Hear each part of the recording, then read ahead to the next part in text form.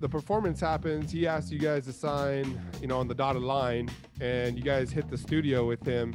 Now, are you guys thinking like, hey, I'm going to record this in digital? Or was he like off the top, like, no, we're hitting the analog? We already knew, what we were getting ourselves into, working with Gabe, because we're all fans of what he does and how he does it, and, his take on everything and recording and keeping it, true.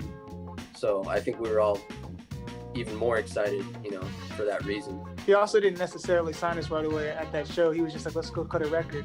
And we were kind of like, does that mean we're signed? We were kind of not confused. We were just like, he literally meant let's cut a record. Like other stuff might happen, but like at the very least, let's go cut a record, which was cool. Now, when you guys hit the studio, I mean, what's the vibe? I mean, is he coming in with like, a robe, like a Playboy robe, or what is he walking into? What is he walking into the studio with? What's the vibe when you guys finally meet up with him at the studio? It doesn't feel like, you're kicking it with some like businessman who's trying to think of the best way to make some money. It always starts with like, oh, you guys play records, what do you guys listen to? We'll sit there for an hour and just listen to records, just talk. And, he'll tell us, stories or music that he's listening to, or, about other 45s, introducing us into, songs we haven't heard before, and it's cool that he comes from a musician's, standpoint, not from like a big corporation, and, so it feels like we're just talking to like, a fellow musician, One of the ways that Bosco Man Gabe does is he records in analog. And can you explain to the fans out there what that means in music and what that gives you? What are the advantages and disadvantages that you have recording this way? You have to realize that, everything's kind of different when it's analog. You have to be a little bit more like certain about what you're playing, or if it's worth playing, and if you don't like it, is it worth trying to cut again? Because you're gonna, you're wasting tape, and it's not gonna come out the same. You're never gonna play it exactly the same. So you kind of have to be sure about, and honest with yourself about what sounds best and whether it's worth trying again or not. But I think that all keeps it pretty true. Like you can listen to those tracks, man, and like I can hear like bass lips, what I'm saying, and I'll hear something that I'm like, man, there's a bass lip, but nobody else says anything, and if it works, then it works, and sometimes it's not worth going over and trying to get a better bass fill, and potentially, ruin a take or whatever, What about for you, Josh? I mean, cutting these vocals, recording this, specific way, is it really difficult? Are you nailing these? How many takes does it take to get these songs completed in some cases?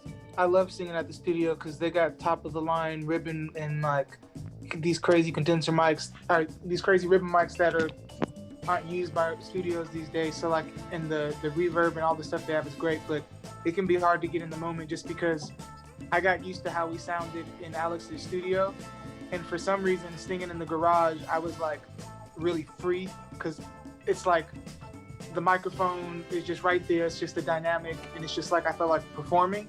And in there it's like it's hard to get out of your head sometimes, especially when you only miss a run or something because it's the pressure versus it gets easier and easier. But there was a time Alex had to drive me back up to recut the whole vocal part because I was like, I could hear that it was slightly pitchy in my mind, and then I forget who else kind of was like, yeah, I can hear it, and then so it's hard sometimes.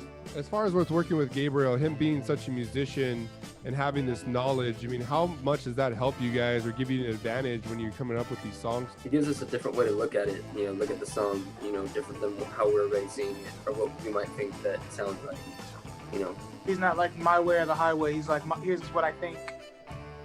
He respects us as writers. I think that's the cool part. Like we don't feel scared to give a pushback because he's just seen it how he sees it, but he also respects how we see it, which is cool. This song just came out, It's Our Love. This video was shot in Super 8, which is really different. Most people are shooting in digital.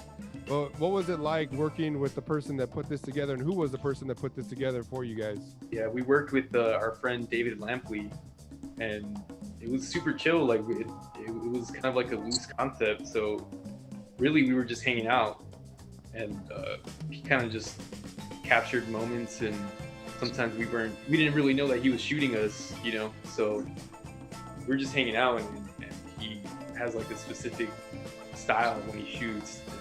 His editing style too was pretty dope too. Like the way he laid the film together just worked out and kind of gave like the whole vibe was like hazy and kind of fit that the vibe of the song.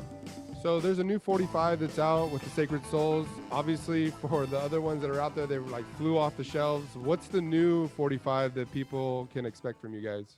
Well, right now, currently, we have Will I See You Again, and It's Our Love. That's our latest 45. We're hoping to put an album out soon. I'm not sure when, but we're definitely working hard on that. Currently, we have a lot of songs like already tracked in the studio, and some songs that are just like on hold right now. But yeah, we got a lot of tracks about. I want to thank you guys again for doing this interview. I mean, I try to look for interviews that were done. There wasn't many that were out there, so I really thank you guys for taking the time. Really excited about putting this out. There's a lot of fans out there that are really excited about the music that you're doing, the artwork, everything is just hitting. Music videos are hitting, 45s are coming out, so I'm really excited to get this out there, get you guys some more fans. Again, thank you for taking the time for doing this. Yeah, thank you, man. Thank you for having us. All right, guys, thank you so much. You're watching Universal Groove. See you soon.